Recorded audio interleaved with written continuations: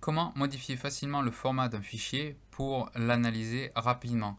Donc, comme vous voyez à l'écran, on a un format de fichier qui pourrait être intéressant et qu'on peut se dire qui serait facile d'analyser comme ça.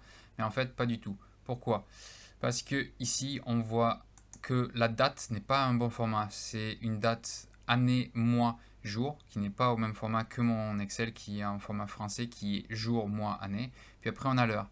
Et puis ici, comme on a 5 colonnes, ces 5 colonnes dans un tableau croisé dynamique, ça sera compliqué de les analyser avec simplement ça. Donc c'est un exemple avec pour les données d'un call center. Bien, comment faire pour pouvoir transformer tout ça et ne pas perdre une journée à faire ce changement alors qu'on a d'autres choses à faire? Bien, la première chose, première étape, c'est une bonne pratique de transformer toutes vos plages de données en tableau. Donc pour transformer ceci en tableau, on fait CTRL L. C'est le raccourci pour transformer en tableau. Je veux des en-têtes, donc je vérifie que ça soit bien coché et je fais OK. Donc voilà, j'ai le formatage et j'ai un tableau. Et maintenant, je vais dans Données et je vais dans ici à partir de tableau ou d'une plage pour pouvoir insérer, pour pouvoir prendre les données avec Power Query. Donc j'ai Excel qui se charge, enfin Power Query qui se charge plutôt, et il me montre les données que j'avais à l'écran. Bien, on va travailler sur les dates. La première chose, je sélectionne cette colonne qui est déjà fait et je vais la fractionner. Je vais la fractionner pour avoir la date et puis après pour avoir une autre colonne, l'heure. Donc je viens ici dans fractionner tout simplement et par un délimiteur. Et Power Query avait essayé d'analyser et c'est pas un slash mais je veux un espace. Donc voilà, je fais un espace et je fais OK. Et maintenant j'ai deux colonnes. Donc je vais les nommer un petit peu plus un peu mieux pour que ça soit un peu plus parlant. Donc là, ça c'est plutôt la date. Et ici, si je fais un double clic, c'est l'heure. Si je l'orthographe comme il faut, l'heure, voilà. Entrée. Donc voilà. Maintenant, ce que je vais faire, c'est que je vais dupliquer cette colonne. Donc plusieurs façons de faire pour dupliquer une colonne. Ce que je préfère, c'est un clic droit. Oups, sur la colonne, pardon, sur la tête, l'entête, un clic droit et duplication de la colonne, tout simplement dans le menu ici. Alors par défaut, il vous le mettra toujours pour recréer à la fin de votre tableau, c'est-à-dire le plus à droite. On peut le laisser ici, là juste pour l'esthétisme, je le mets comme ceci. Et alors qu'est-ce que je veux? Ça ne me sert strictement à rien d'avoir deux colonnes qui m'affichent la même chose, qui sont les dates. Ben, pas du tout. Ce que je veux faire, c'est que je veux transformer ces données. Je veux les transformer, pas exactement, je veux les afficher d'une autre manière. Je ne veux plus que ce soit la date, mais je veux que ce soit les jours de la semaine. Donc je vais aller dans transformer, et ici je vais dans l'icône date. Dans date, je choisis jour et je vais dans nom du jour. Donc ça va me permettre d'afficher le nom de la semaine, le jour de la semaine, pardon. Si c'est lundi, mardi ou etc. Donc nom du jour. Et j'ai les noms de mes journées. Donc jeudi, vendredi, samedi, et etc. Donc j'ai fait ça en un clic. C'est super.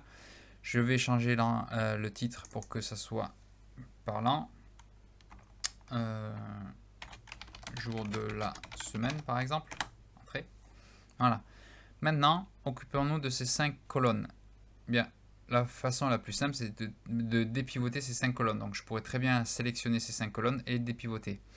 Mais je pars du principe que je vais peut-être avoir à revenir sur ce fichier et à l'agrandir, et ça sera plus 5 colonnes, mais il y en aura peut-être 6, il y en aura peut-être 7 d'autres informations. Ce que je vais faire, c'est que je vais faire l'inverse. Je vais dire qu'il faut pas dépivoter ces 3 colonnes et toutes les autres, il faudra les dépivoter. Comme ça, Power Query fera un dépivotement. Je ne sais pas si ça se dit dépivotement ou dépivotage. Le dépivoter automatiquement sur les nouvelles colonnes. Donc je viens sélectionner ces 3 colonnes et je dis dépivoter les autres colonnes. Voilà, j'ai dépivoté toutes les autres colonnes. Comme ça, si j'ai d'autres colonnes, elles seront dépivotées automatiquement. Je vais changer le titre. Valeur, ça me va très bien. Attribut. Voilà, l'attribut, ça peut être changé. Je peux mettre, par exemple, cellule. Et puis voilà. Bien, on a fini pour cette partie-là. Je vais dans Fichier. Et ce que je vais faire, fermer et charger. Je veux juste vérifier mon tableau dans une feuille Excel. Voilà, j'ai 495 lignes. Je viens ici, j'ai la première ligne qui est les en-têtes. Et si je fais CTRL flèche du bas, la dernière ligne, 496, donc plus l'en-tête, ça fait bien 495. J'ai bien toutes les données qui sont ici et ça me paraît bon. Bon, maintenant, je pourrais très bien le laisser ici, mais l'inconvénient, c'est que ça va augmenter le volume du fichier et ça ne m'apporte rien du tout. Alors, ce que je préfère, c'est faire un clic droit ici et sélectionner charger dans. Ici, je vais changer. Je ne veux plus que ça soit un tableau, mais je veux créer la connexion. Donc, ça va être dans la mémoire et ajouter ces données au modèle.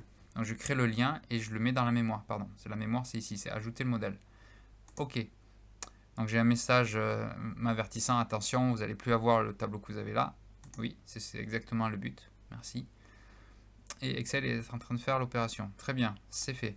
Et bien maintenant, je peux aller dans Insertion, Tableau croisé dynamique et je viens dans à partir de Data Model. Alors suivant votre version, ça sera peut-être pas ici, ça sera peut-être directement avec juste en cliquant sur Data croisé dynamique. Mais j'ai la version 365 et c'est ici. Donc à partir de Data Model, je fais un clic gauche. Il me dit sur cette feuille oui et en A1 oui, ça me va très bien. Bien, et maintenant j'ai les deux tableaux, mais c'est le premier tableau avec la petite base de données jaune. Ça me permet, c'est mon modèle. Donc ce que je veux, c'est je veux avoir les heures ici. Très bien, j'ai les heures. Et j'ai même les heures, les minutes et les secondes. Donc on peut voir si on appuie sur un plus, on a les minutes et puis les secondes. Donc c'est pas vraiment ce que je veux. Donc voilà, et là il récapitule tout. 14 heures, 12 minutes et 26 secondes. C'est pas ce que je veux du tout. Moi, ce que je veux, c'est juste les heures.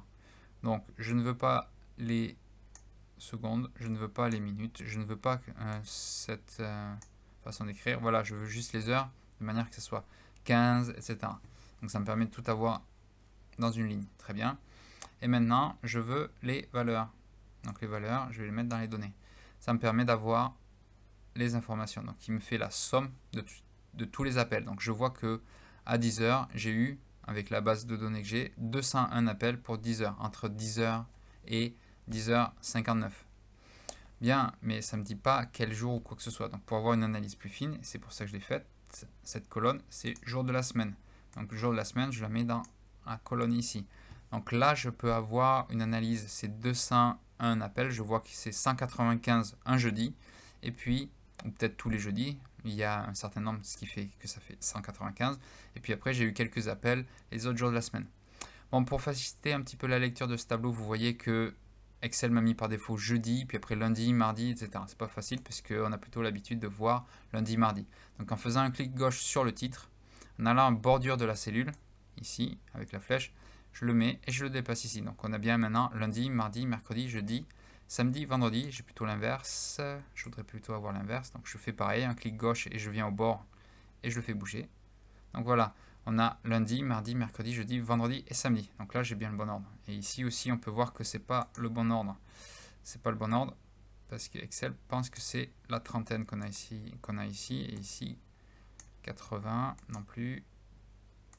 Je viens au bord de la cellule et je la déplace après avec un clic gauche. Donc là maintenant c'est bon. Donc on peut voir qu'on a des heures de pointe, je dirais, tous les jours de la semaine, ici à 9 h et on peut voir aussi à 18 h.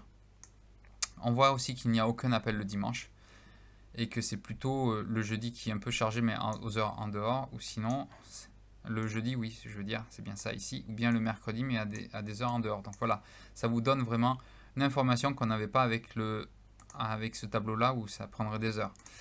Donc c'était comment modifier un format de tableau comme ceci et l'analyser rapidement grâce à Power Query. Merci.